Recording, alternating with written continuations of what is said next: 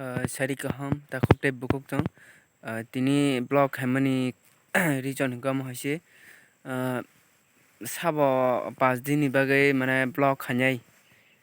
je blog khanyai musungnai comment khaidi norok ta comment khaidi jara blog khanyai musungnai blog o interest tongnai rok 5 din ni bagai norok blog khaimanai ani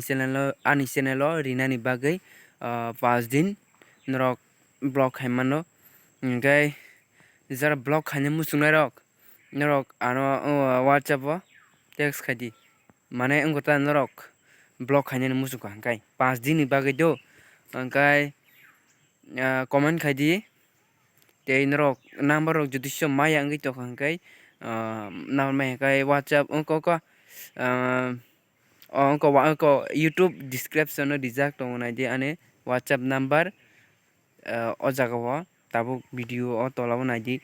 manana ani whatsapp number hingke ano instagram vlog haidi whatsapp vlog haidi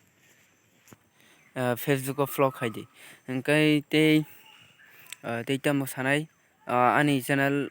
share khlaidi jara kwtal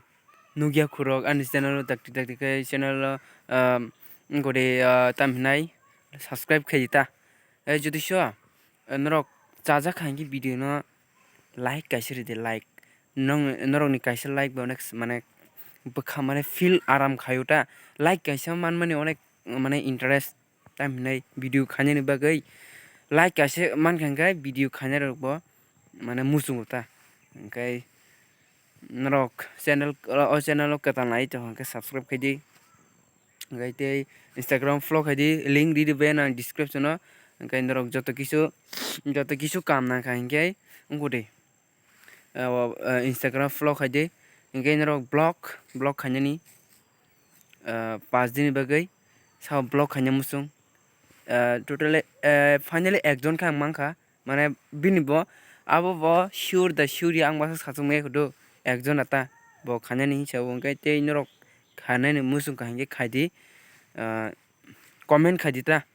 tabuk no comment khaidi video nai haino loge loge no khaidi norok nainani ongko blog khainani muchungkha hingkai haida hingkai tei buisao mane background music hamya so actually abo tam jaga hamya mic kwrwi ko mic ani mic sara chikok sai tongmo ang mic paia no hingkai norok no norok dakti dakti khe subscribe kai ridi ta ang ongko naino emne mic painani hinui hingtongo hingkai kifi ang mic naharana afuru khai khorang kaham khe no ongko sinai tei tok da chichik chichik wngtong tamo pungrong so ani khorang chikon khanai tongnai afuru hingkai norok ongkodi dakti dakti khe comment khaidi 5 din ni bagui blog khainani ani channel o rinai ta hingkai ang norok blog khainai rok ta lasidi tamoni hingke tabuk lasio bai chanai ba hingke aswngno tabuk no comment khaidi.